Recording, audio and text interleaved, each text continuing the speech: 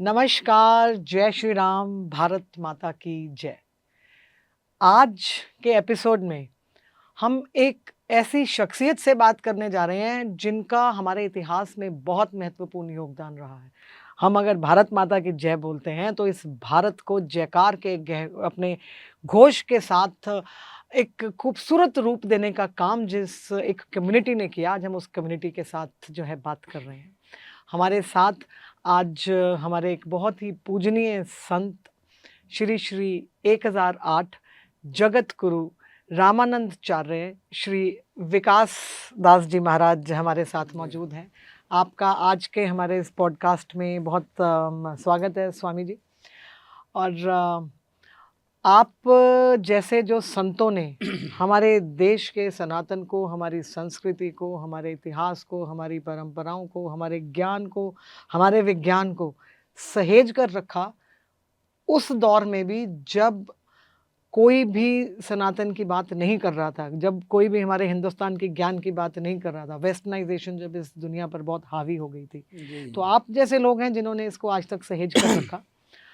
तो हमारा जो है आज के पॉडकास्ट में आपसे जो सबसे पहला जो प्रश्न है वो ये है कि हम पहचान कैसे करें कि हमारे सामने जो आए हैं वो संत हैं।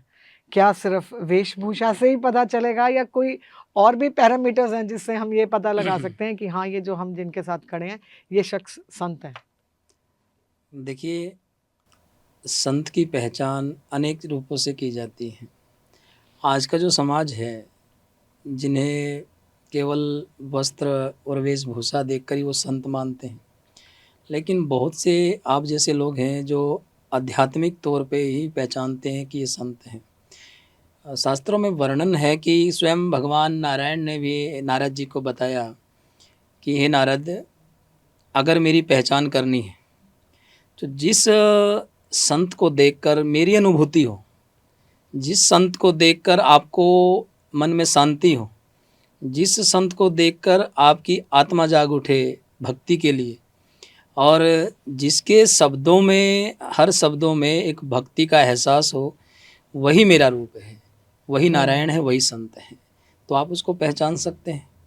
ये स्वयं भगवान श्री हरि ने नारद जी को इसका वर्णन किया है। संत की पहचान, आपकी आत्मा जिसको ये पहचान ले, आपकी आत्मा में शांति मिले, आपको अनुभूति हो भक्ति की, तो वही संत हैं। तो यानी संत और सन्यासी, संत मतलब कोई भी आम शख्स जो है हो सकता है, लेकिन सन्यासी जो है वो एक अलग जीवन शैली हो गई। देखिए, संत, सन्यासी, महाराज, महापुरुष, ये सब एक ही परिभाषा के पहलू हैं। हम संत भी बोलते हैं, हम सन्यासी भी बोलते हैं। सन्यासी ही संत हैं, संत ही सन्यासी हैं। और हमारे जितने भी आज समाज के अंदर, भारतवर्ष के अंदर महापुरुष हैं, महात्मा लोग हैं, कोई सन्यास परंपरा से है, कोई वैष्णव परंपरा से है, कोई किसी परंपरा से है, अनेक परंपराओं से सब लोग हैं। तो सबकी अलग अलग परिभाषा, डेफिनेशन है अलग अलग सबकी। अभी जो हमने बात करी कि जगत गुरु हैं, कोई महामंडलेश्वर होते हैं, कोई एक स्पेसिफिक फिगर होगा कि हमारे देश में इस परंपरा से इतने जगत गुरु हो सकते हैं, इतने हमारे शंकराचार्य हैं, इतने ऐसा कुछ कैलकुलेशंस भी हैं?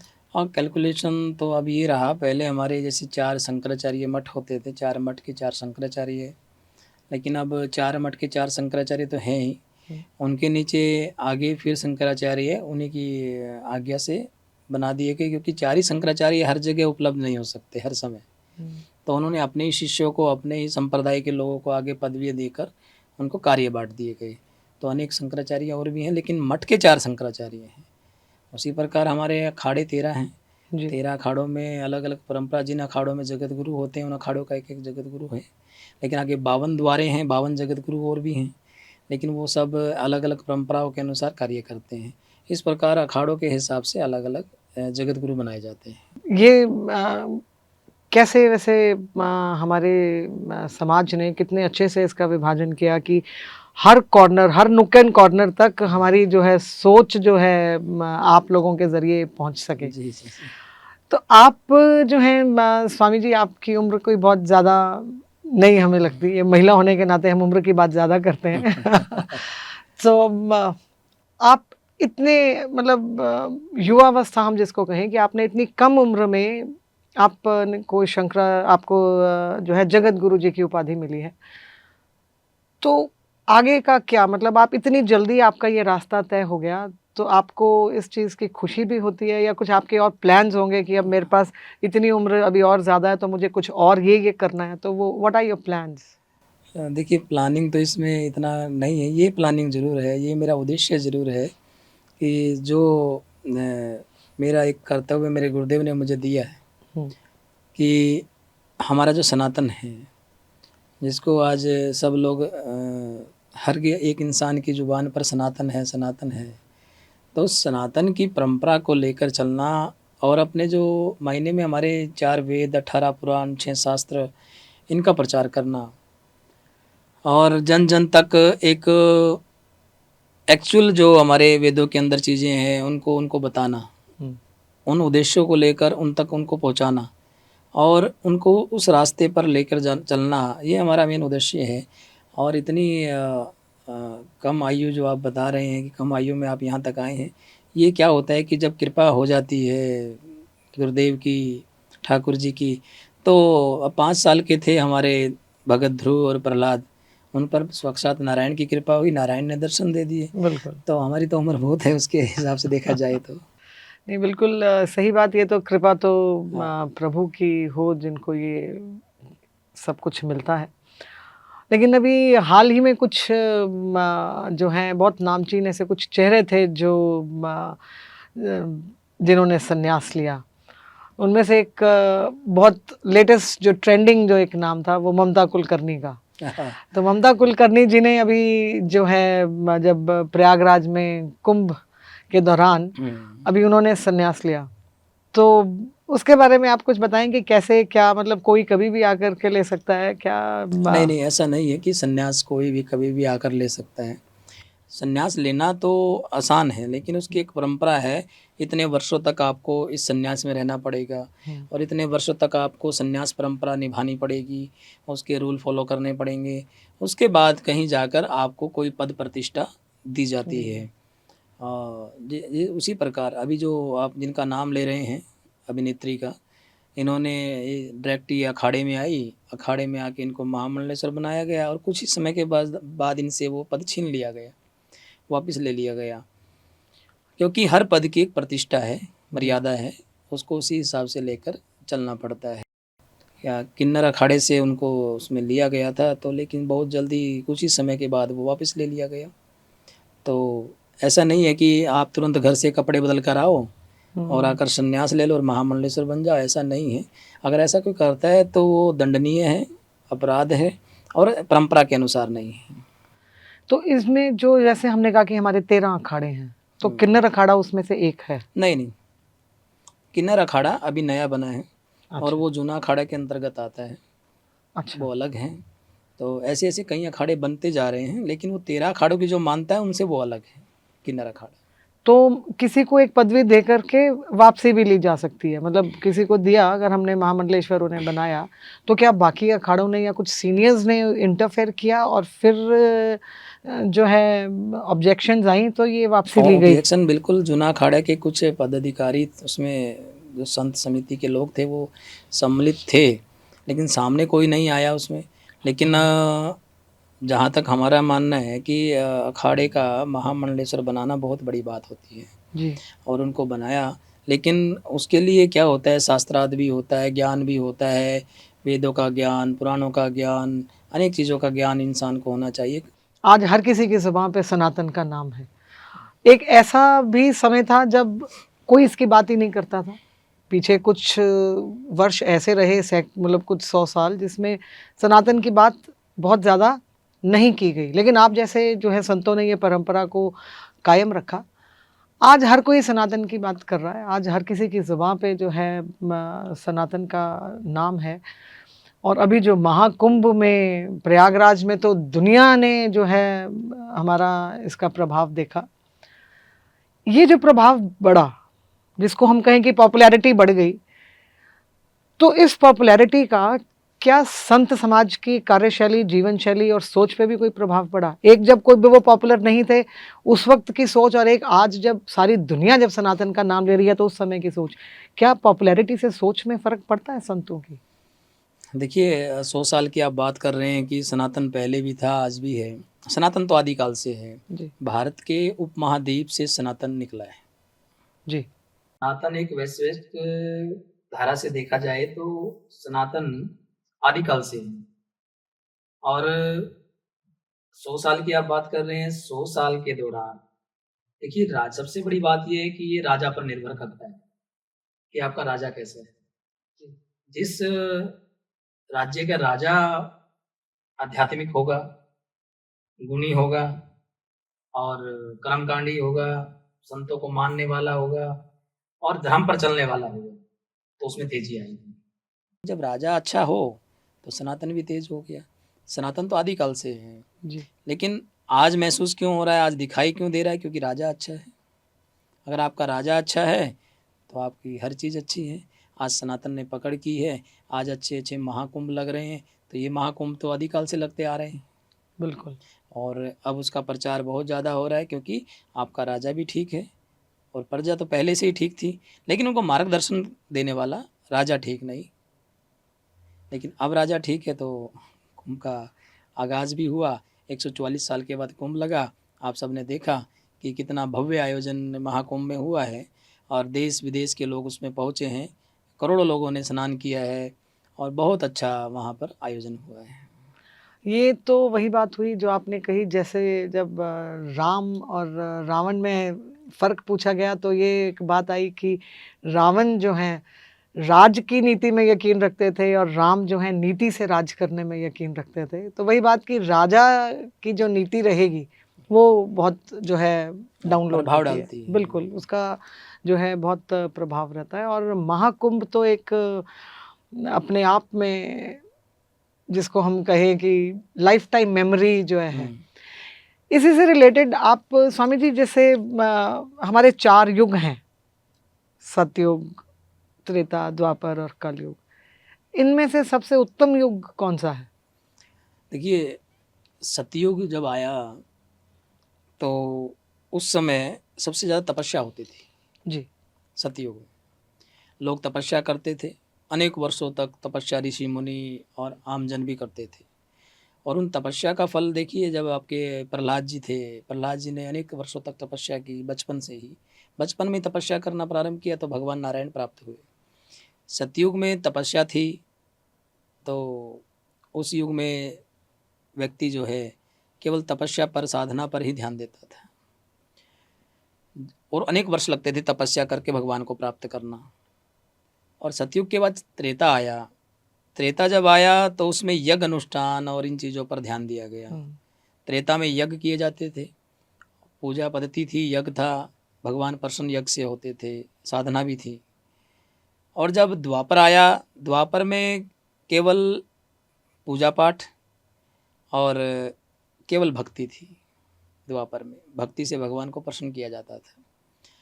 और जब चौथा युग आया, कलयुग, और कलयुग में केवल नाम जाप ही, नाम का, भगवान का नाम का सुमरन ही बताया गया कि आप उनका सुमरन करें केवल, तो भगवान प्रसन्न हो जाते हैं। और ये सत्य भी है, महसूस किया है।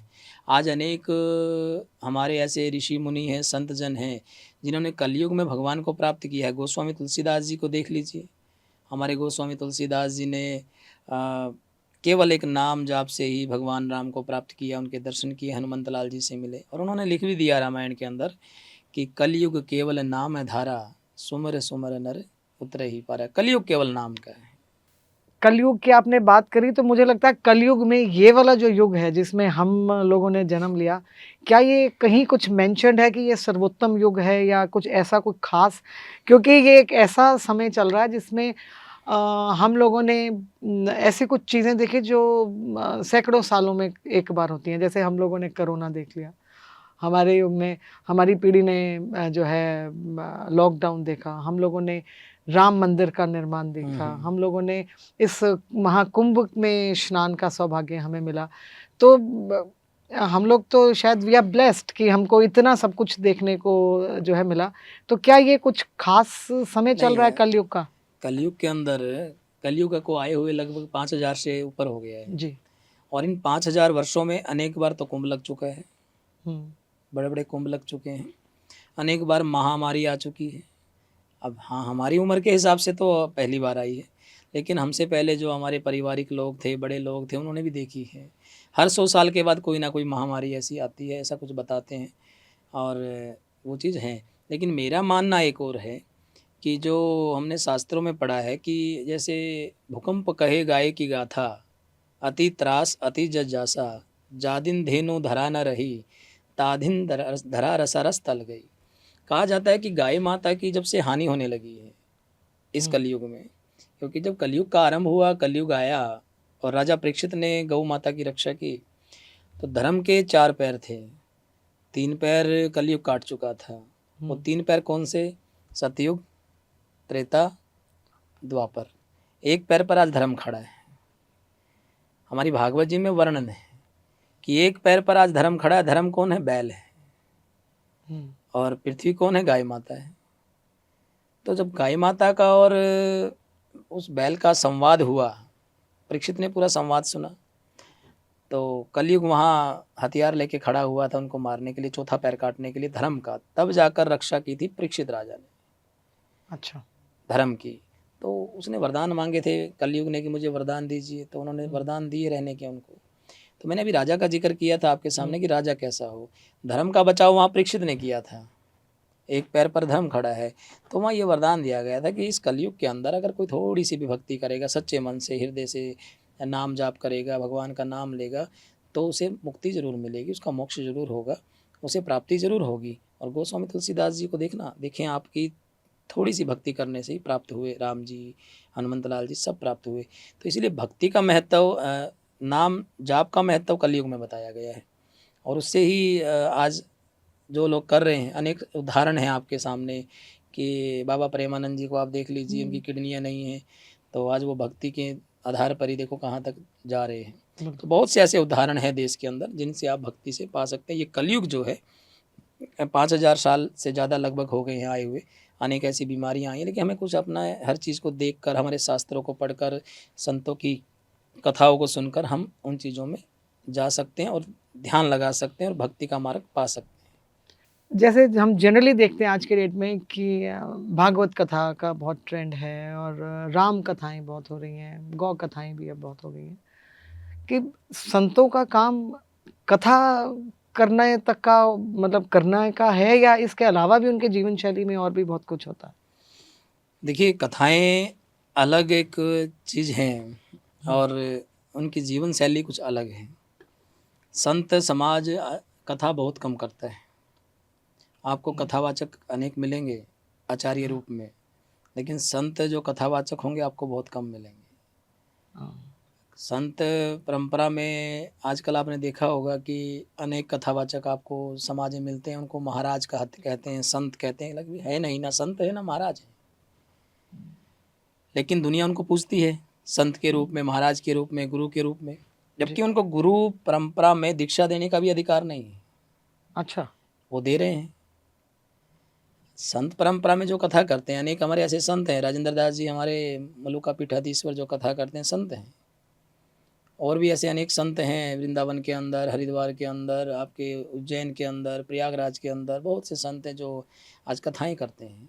लेकिन उनकी कथाएं सुनने के लिए जिनको ज्ञान है वो संतों से कथा कराते हैं, और जो आज प्रोफेशनल ज़िंदगी जीते हैं, एक दिखावे की ज़िंदगी जीते हैं, वो आज उन चेहरों को लेके आते हैं जो आज टीवी पे ज़्यादा दिखते हैं। तो क्या हमारा तो इतना स्ट्रॉन्ग, जैसे भी हम इससे पहले बात कर रहे थे कि एक सिस्टम है कि अलग-अलग मठ हैं, शंकराचार्य जी हैं, जगत गुरु जी हैं। तो ऐसा अगर कोई अपने आप किसी को दीक्षा दे, कोई गुरु बने, कुछ में, तो कहीं कोई कुछ रोकने का कोई प्रोविज़न नहीं है? कई चीज़ें, कई बार ये उद्देश्य सामने आए, कई बार आवाज़ उठी, लेकिन आज समाज के जो एक सामाजिक लोग हैं, वही एक ऐसा मुद्दा क्रिएट कर देते हैं, सामने खड़ा कर देते हैं, आवाज़ उठा देते हैं। तो उन लोगों ने सोचा है कि जो जैसे भी जहाँ लग रहा है, कम से कम भक्ति के रास्ते पे तो लग ही रहा है। बिल्कुल सही बात है। उनको दूर तो नहीं किया जा रहा, कम से कम गलत दिशा में तो नहीं जा रहा है, एक अच्छी दिशा में जा रहा है।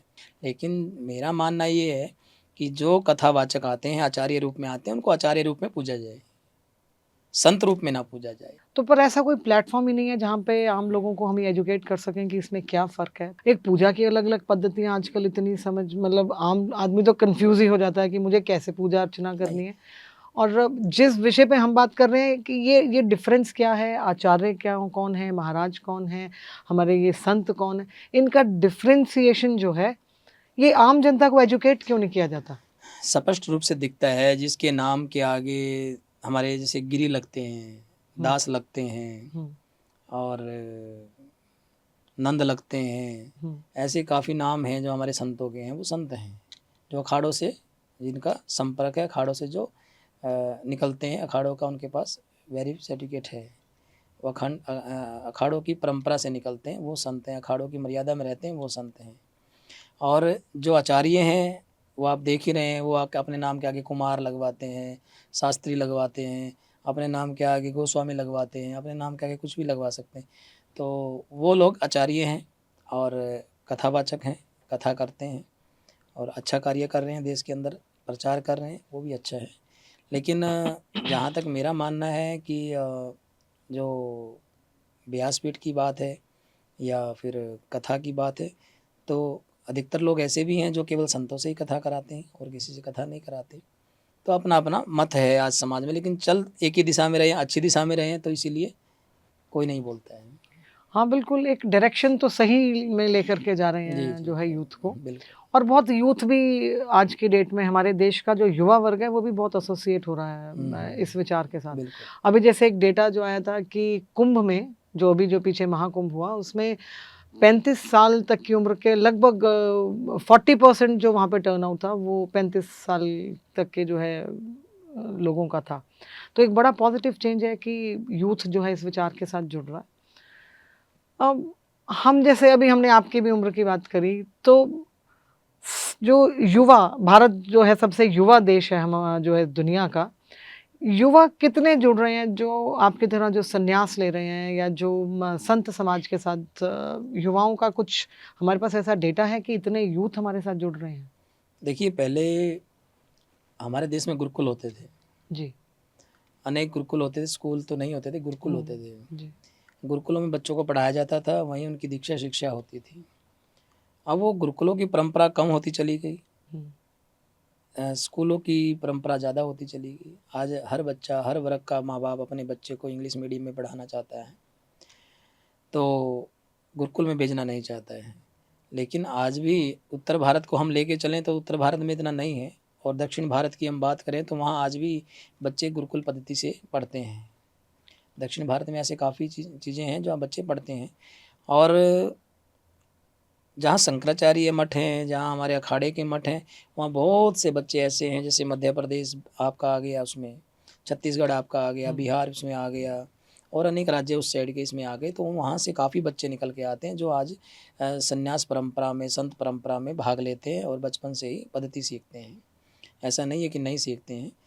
और युवाओं की बात करें तो आज आप देख रहे हैं वृंदावन चले जाइए, एक से एक आपको साइंटिस्ट हुँ। और अनेक पढ़े लिखे बच्चे एमबीए एमबीबीएस करने वाले आईपीएस आईएएस बहुत से लोग आपको इस रास्ते पे मिलेंगे अब, क्योंकि कलयुग जितना जितना बढ़ता जाएगा उतना उतना भक्ति की तरफ जोर होता जाएगा। अच्छा। कलयुग जितना बढ़ेगा, हुँ, कलयुग में पाप भी बढ़ेगा और कलयुग में पुण्य भी बढ़ेगा, कलयुग में भक्ति भी बढ़ेगी, क्योंकि भक्ति ही मुक्ति की दासी है, मुक्ति ही भक्ति की दासी है, दोनों एक दूसरे का प्रारूप हैं और जो व्यक्ति भक्ति करता है उसकी मुक्ति निश्चित है। बिल्कुल। और आज आप देखिए हमारे दूर कहाँ जाना, हरियाणा से ही आईपीएस थी, हाँ, तो आईजी थी अम्बाला से, तो वो मैडम उन्होंने अपने परिवार को छोड़कर आज संन्यास ले लिया, ना बच्चों की शादी हुई है, पति भी आईएपीएस हैं, वो भी आज गुड़गांव में आईजी हैं विकास अरोड़ा। और भारती अरोड़ा मैडम थी जो वो आईपीएस थी, एडीजीपी थी अम्बाला अच्छा। से, अभी डीजीपी बनने वाली थी, तो वो देखिए ना उन्होंने संन्यास ले लिया। इस बात से 2-3 चीज़ें जो मन में आती हैं कि एक तो क्या गृहस्थ में रह के भी कोई सन्यासी हो सकता है? नहीं, नहीं, गृहस्थ में रह के सन्यासी नहीं हो सकता। अखाड़ा परंपरा गृहस्थ को संन्यास परंपरा नहीं दे सकती है। गृहस्थ में रहकर आप सन्यासी हो सकते, संत बन सकते हैं अपने आत्मीय रूप से। अच्छा। लेकिन एक जैसे आप जब तक स्कूल कॉलेज नहीं जाएंगे आपको सर्टिफिकेट नहीं मिलेगा पास आउट का। तो उसी प्रकार हमारी जो परंपरा है, सन्यासी किसे कहते हैं? सन्यासी जब घर छोड़ता है, अपने घर से निकलता है तो अपना श्राद्ध करता है। अच्छा। अपना वो संस्कार करता है, सब चीज़ करता है। उसे घर जाने की आज्ञा नहीं होती, वो अपने घर नहीं जा सकता है। दूसरी बात ये है कि उसके परिवार से उसके लिए भोजन आ सकता है।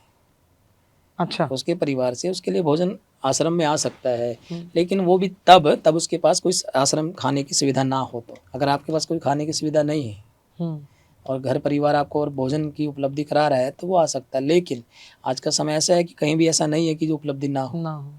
तो वो परंपरा पहले थी सतयुग, द्वापर, त्रेता युग में कि घर से भोजन आ सकता है। लेकिन संन्यास परंपरा का अर्थ है जब संन्यास हो गया तो उसमें आप घर नहीं जा सकते।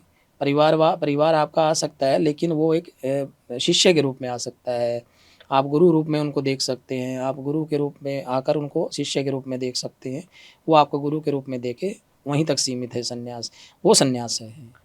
तो मतलब बहुत ज़्यादा डिसिप्लिन जो है एक सन्यासी का, एक डिसिप्लिन ही है जो सन्यासी जीवन को। अब सन्यासी जब बनते हैं, जगत गुरु बनते हैं, शंकराचार्य जब बनते हैं, तब एक पदवी उनको मिलती है।